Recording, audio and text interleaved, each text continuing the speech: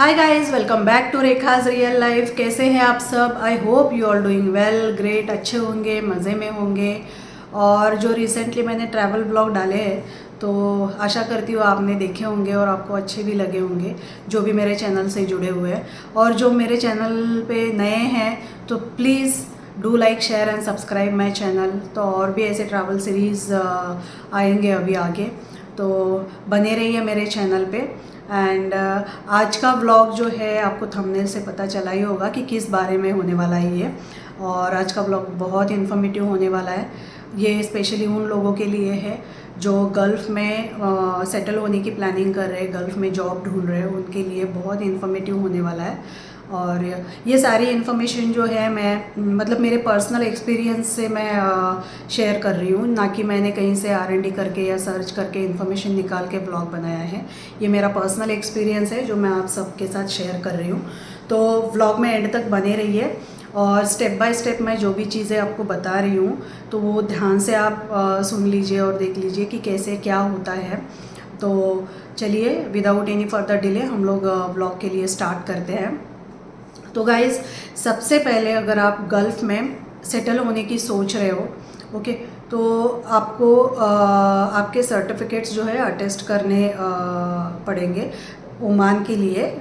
Specially Oman में अगर आप जॉब ढूंढ रहे हो तो आपका एजुकेशनल आपके सर्टिफिकेट्स जो है अटेस्ट करके रखिए, उसमें आपका काफ़ी टाइम बचेगा क्योंकि अटेस्टेशन के लिए तकरीबन 10 से 15 दिन का टाइम लगता है। तो आप वेल प्रिपेयर्ड रहोगे अगर आप अटेस्ट करके रखते हो।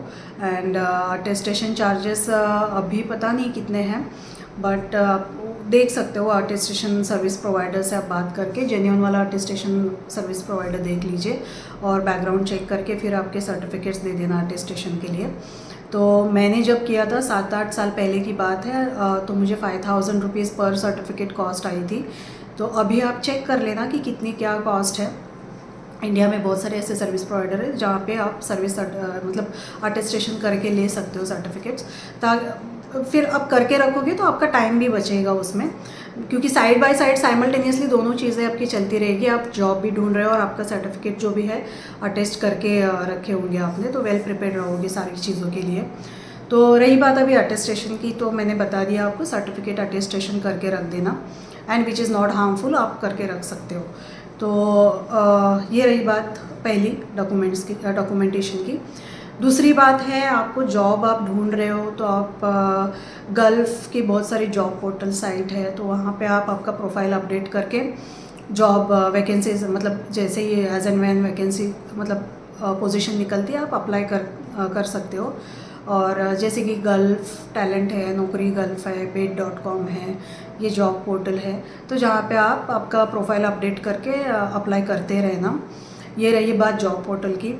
अब दूसरी बात है, आप रिक्रूटमेंट एजेंसीज़, कंसल्टेंसी फर्म को भी आप अप्रोच कर सकते हो, जो कि जिनके बहुत सारे मतलब गल्फ़ में टाइप्स रहते हैं बहुत सारी कंपनीज़ के साथ, तो वो ज़्यादा आपको रिस्पांस मिलेगा वहाँ से। तो आप डेफिनेटली मैं आपको सजेस्ट करूँगी कि आप उनसे उनके टच में रहना, आपका CV वहाँ पे भेज के रखना उनके पास। तो आपके प्रोफाइल से मैच कोई वैकेंसी निकलती है तो आपको वो अप्रोच करते रहेंगे। ये रही बात अभी रिक्रूटमेंट एजेंसीज़ की। थर्ड, मस्कत में एक इंस्टा पेज है Oman_careers, तो वो पेज मैं डिस्क्रिप्शन में आपको दे दूँगी, इंस्टा पेज। तो वो पेज आप फॉलो करके रखना क्योंकि उस पर बहुत सारी वैकेंसीज आती रहती है एवरी डे। तो आपके प्रोफाइल से मैच कोई वैकेंसी आती है तो आप अप्लाई करना वहाँ पे, और जो नेशनलिटी है वो चेक करके आप अप्लाई कर लेना। अगर ऑल नेशनलिटी है तो आप अप्लाई कर सकते हो वहाँ पे। तो यही बात है, ऑल एंड ऑल ये सारी चीज़ें यहाँ से आप अप्लाई कर सकते हो। तो ये सारी चीज़ें हो गई जहाँ तक जॉब सर्च की बात है। तो अभी जॉब सर्च के बाद वाली जो प्रोसेस है, आपको अच्छी अपॉर्चुनिटी आती है, आपका सिलेक्शन होता है, तो वो प्रोसेस के बाद, सिलेक्शन के बाद अभी आपके पास तो सर्टिफिकेट्स है आपके अटेस्टेड, एंड आपका सिलेक्शन हो गया है, तो उसके बाद आप जो भी है ऑफ़र लेटर, कॉन्ट्रैक्ट कॉपी जो भी है आप पढ़ के जो भी कॉल लेना चाहते हैं, that is up to you, personal call है। तो उसके बाद वाली जो बात है मेडिकल की बात आती है।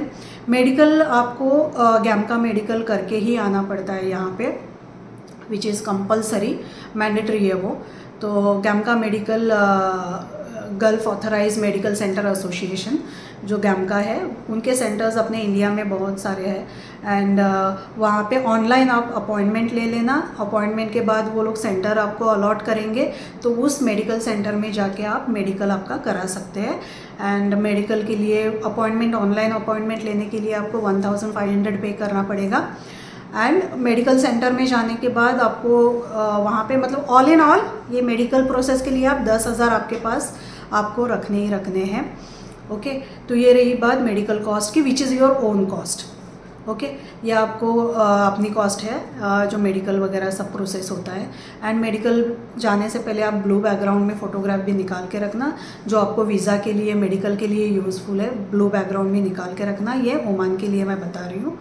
तो वेल प्रिपेयर्ड रहना। एंड जो डॉक्यूमेंट्स लगते हैं जो चाहिए वो गैमका के साइट पे है, जो क्या आपको जो सारी चीज़ें आपके साथ कैरी करनी है जब आप मेडिकल कराने जाते हो, तो वो सारी चीज़ें कैरी कर लेना, ना कि आपको लास्ट मोमेंट पे हौच पौच हो जाए या कन्फ्यूजन हो जाए।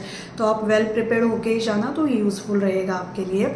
ये रही बात मेडिकल की। एक बार आपका मेडिकल हो जाए तो आपको वो रिपोर्ट्स 1 या 2 दिन में, मैक्स टू मैक्स 2 दिन में वो लोग आपको रिपोर्ट दे देते हैं। आपकी जो भी रिपोर्ट्स है आपको हैंड ओवर कर देते हैं।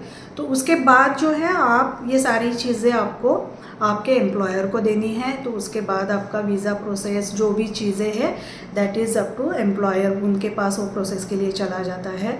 तो वो सारी प्रोसेस होके जो भी है आपका एयर टिकट, वीज़ा, सारी चीज़ें ऑर्गेनाइज करके जो भी है वो लोग आपको दे देंगे and you can on board. तो यहाँ पे अभी यहाँ तक हो गई बात आपको ऑन बोर्ड करने की। Once you come here, Oman में जैसे ही आप आते हो तो एम्प्लॉयर मतलब डिपेंड करता है कंपनी टू कंपनी कि उनके गेस्ट हाउसेस होते हैं, तो आपको इमरजेंसी मतलब जैसे ही आप यहाँ पे ऑन बोर्ड होते हो तो आपको गेस्ट हाउस वगैरह अवेलेबल करके दिया जाता है। तो वहाँ पे आप फॉर टाइम बिंग के लिए वहाँ पे आप रह सकते हो। और जो भी सारी प्रोसेस है यहाँ पे आरओपी की, रॉयल ओमान पुलिस जो भी है, आपकी रेसिडेंट कार्ड वगैरह जो भी है, तो कंपनी पीआरओ आपको लेके जाके वो सारी प्रोसेस आपकी कंप्लीट हो जाती है एंड आपको उसी दिन रेसिडेंट कार्ड मिल जाता है। तो आपका जो भी है ऑन बोर्ड आपका कंप्लीट हो जाता है, वहाँ पे सारी चीज़ें स्मूथली हो जाती है वहाँ पे। तो ये सारी चीज़ें होने के बाद उसके बाद आप सारी चीज़ें यहाँ पे मतलब आपको अगर एक्सपेंस के लिए, पर्सनल एक्सपेंस के लिए है तो आप एडवांस ले सकते हो रिक्वेस्ट करके। Company, it is again totally up to company, उनके पॉलिसी के हिसाब से आप देख लो। अगर वो लोग देते हैं एडवांस तो आप थोड़ा बहुत आपके सैलरी से एडवांस लेके आप ये कर सकते हो एक्सपेंस। तो ये रही बात यहाँ तक की। अभी बात आती है आप बैचलर आ रहे हो या फैमिली के साथ आने वाले हो। तो अगर आप बैचलर आ रहे हो तो आपको बहुत सारे ऑप्शंस है कि आप बैचलर में आप शेयरिंग में रह सकते हो। बैचलर्स बहुत सारे यहाँ पे है जो शेयरिंग में रूम लेके रहते हैं। एक रूम में 2-3 जन रहते हैं, जो शेयरिंग में कॉस्ट है इलेक्ट्रिसिटी, वाटर, तो उनके हिसाब से वो यूज़फुल है। तो कॉस्ट आपको मिनिमम आएगी जो शेयरिंग कॉस्ट रहेगी। 2 BHK 3 BHK देख के कॉस्ट आपको वैसे आपको शेयरिंग कॉस्ट आ जाएगी। ओके, ये रही बात बैचलर्स की। And food expenses that is your, जो भी है आप टू यूज़। आप घूमना फिरना कैसे क्या प्रेफर करते हैं, लाइफस्टाइल आपका, इट इज़ टोटली एक्सपेंस, वो कॉस्ट ऑफ लिविंग आपके ऊपर डिपेंड करता है। क्योंकि आप बात करो कॉस्ट ऑफ लिविंग की, तो कॉस्ट ऑफ लिविंग एवरीवेयर सब जगह हाई हो चुकी है। जैसे कि आप इंडिया भी ले सकते हो तो वहाँ पे भी कॉस्ट ऑफ लिविंग कोई कम नहीं है, ज़्यादा ही है। तो उस हिसाब से आप आपके खर्चे आपके ऊपर डिपेंड करते हैं। यहाँ तक बात हो गई आपकी बैचलर की। तो अगर आपको बैचलर जो भी है, बैचलर या फैमिली, आपको कार अगर कंपनी प्रोवाइडेड कार है तो आप लाइसेंस के लिए भी अप्लाई कर सकते हो। लाइसेंस के लिए एक आपका बड़ा चंक चला जाता है गाइस, आप ये केयरफुली ये कर लेना। मतलब ड्राइविंग लाइसेंस चाहिए तो उसके लिए प्रिपेयर्ड रहना कि आप 1-2 महीने 2-3 महीने आपकी सेविंग करके फिर लाइसेंस के लिए अप्लाई करो इमीडिएटली। तो आपको मतलब डिपेंड करता है आपके सैलरी के ऊपर। एंड लाइसेंस मतलब एक ही बार में आपको मिलेगा, नॉट श्योर। टेस्ट आपको 2 बार 3 बार 4 बार, यहाँ तक कि यहाँ पे 10 बार 15 बार भी लोग टेस्ट दे देते हैं, बट उनका मतलब पास नहीं हो पाते test, which is very difficult है यहाँ पे लाइसेंस मिलना। एंड स्ट्रिक्ट भी है बहुत। तो ये सारी चीज़ें हैं, तो आप आपके हिसाब से कर सकते हो। ये रही बात बैचलर्स की। नाउ अभी आते हैं फैमिली।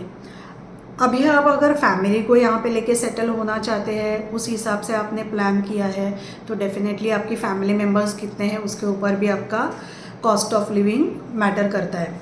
एंड जहाँ तक अभी बात आ गई है सैलरी की, तो आप अगर हस्बैंड वाइफ एंड एक बच्चा है तो आपको 850 रियाल तक सैलरी मस्ट है, जो एक अच्छी लाइफ आप यहाँ पे रह सकते हो। कॉस्ट ऑफ लिविंग के साथ इतने कॉस्टली इसमें आप रह सकते हो, क्योंकि खर्चे तो आप बता नहीं सकते। मतलब क्या बड़ा चंक आपका जाता है हाउस रेंट, उसके बाद ज़्यादा electricity, water bill and internet है, ग्रोसरीज़ है, बच्चे के ट्रांसपोर्ट है, पेट्रोल का खर्चा है, स्कूल की फ़ीस है, और अगर बच्चा है तो एक्स्ट्रा करिकुलम एक्टिविटीज़ जो भी है आपको, स्विमिंग जो भी है, फुटबॉल, यस, बहुत सारी ऐसी चीज़ें होती है जिसकी कॉस्ट भी मैटर करती है।